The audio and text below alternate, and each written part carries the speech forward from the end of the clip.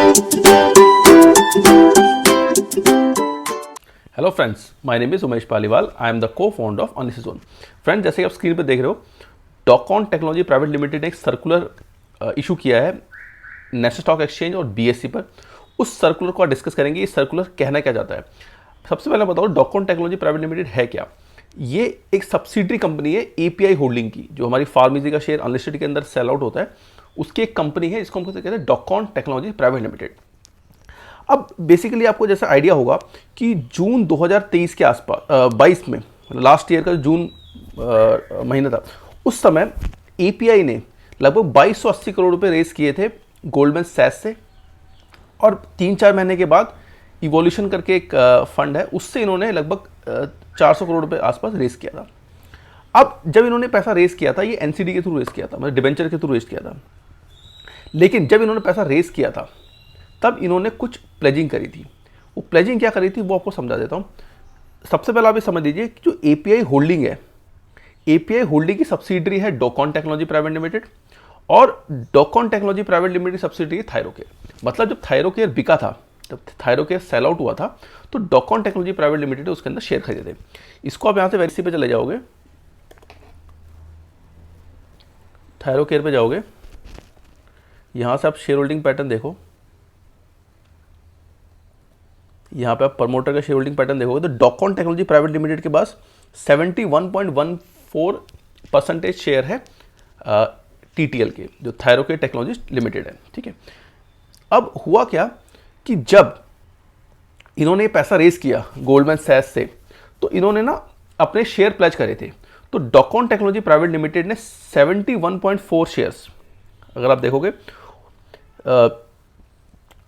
डॉकॉन wholly own subsidiary of API, यानी इसकी होली ओन सब्सिडरी है, had provided exclusive security interest by way of creation of pledge of 37656,092 which is 71.14 shares.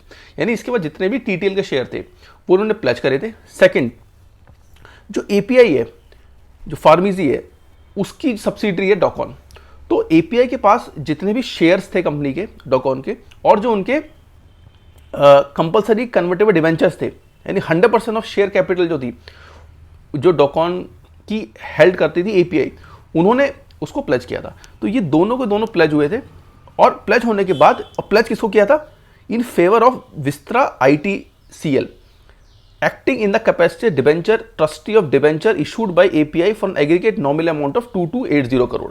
यानी Goldman सैक्स ने जो 2280 करोड़ का पैसा इनको दिया था, उसके बदले इन्होंने प्लेज शेयर करे थे, और वो शेयर प्लेज किसको करे थे, विस्त्रा आईटीसीएल, यानी एक डिबेंचर ट्रस्टी है। एक जब भी डिबेंचर इशू होता है उसमें ट्रस्टी होता है, उस ट्रस्टी के नाम पे इन्होंने अपने प्लेज करे थे।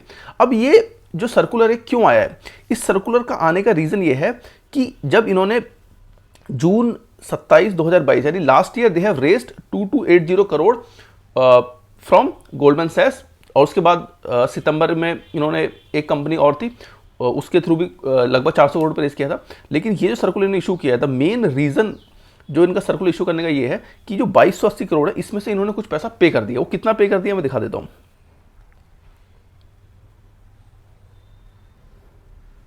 देखो, on and from September 30, 2022 the existing security package had been modified on account of partial redemption of existing debenture to the extent of aggregate nominal value of INR 198 crore. यानी उन्होंने लगभग 198 करोड़ पे वापस कर दिया है। तो उसमें से बच गया 2082, यानी जो 2280 करोड़ पे रेस करे थे, from that they have already paid 198 crore to the trust. तो अब 2082 करोड़ रह गया है, पहला। Second, by way of disclosure we wish to inform you that API has on March 8, 2023, यानी अभी पिछले हफ्ते ही, further partially redeemed existing debenture to the extent of aggregate nominal value of INR 159 crore 32567। यानी पहले इन्होंने 198 करोड़ पे किया था, लास्ट वीक इन्होंने 159 करोड़ और पे कर दिया है। यानी अब एग्रीगेट लगभग बच गया है 1922, यानी 2280 करोड़ में से लगभग 200 करोड़ और 250 करोड़ 150 करोड़, यानी 350 करोड़ रुपए इन्होंने लगभग पे कर दिया है। तो एग्जिस्टिंग जो डेट इन पे रह गया वो रह गया 1922 करोड़ का। यानी इसका मतलब ये है कि अब धीरे धीरे एपीआई अपना जो डेटा वो कम कर रही है।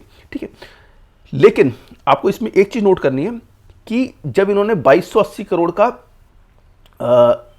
जो पैसा रेस किया था एनसीडी के थ्रू और अपने शेयर्स प्लेज करे थे, यानी 71.14 शेयर डॉकॉन ने प्लेज किए थे टीटीएल के और एपीआई ने 100% शेयर्स प्लेज किए थे डॉकॉन के। वो जो प्लेजिंग है वो प्लेजिंग अभी उतनी ही है, मतलब प्लेजिंग में कम नहीं हुआ है। ऐसा नहीं है कि इन्होंने जब पैसा पे कर दिया तो उसमें प्लेजिंग कम हुई है, तो प्लेजिंग वही है जो पहले थी 2280 करोड़ में।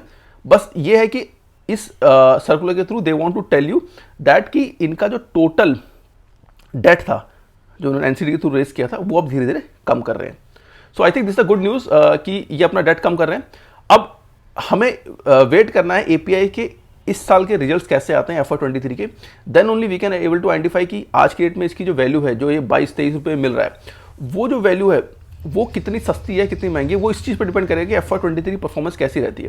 क्योंकि अब क्या है कि ग्रोथ थोड़ी कम आएगी, क्योंकि इनका पैसा उतना नहीं आ रहा जितना वीसी से 2 साल पहले 3 साल पहले आ रहा था, तो वहाँ पर बर्न बहुत ज़्यादा हो रहा था। लेकिन अब इन्होंने बर्न कम कर दिया है, तो जब बर्न कम करते हो, एडवर्टीजमेंट कम करते हो, मार्केटिंग कम करते हो, तो ग्रोथ कम आती है।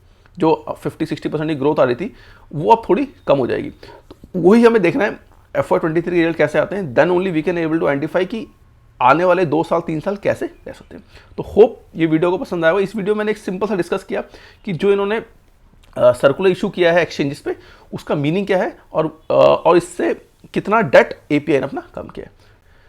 वीडियो खत्म करने से पहले आपसे रिक्वेस्ट करूंगा कि अगर अभी तक आपने हमारा चैनल सब्सक्राइब नहीं किया तो चैनल को सब्सक्राइब कीजिए, ताकि जो भी हमारे लेटेस्ट वीडियो बनाते हैं वो सबसे पहले आपको मिल सके। Thank you.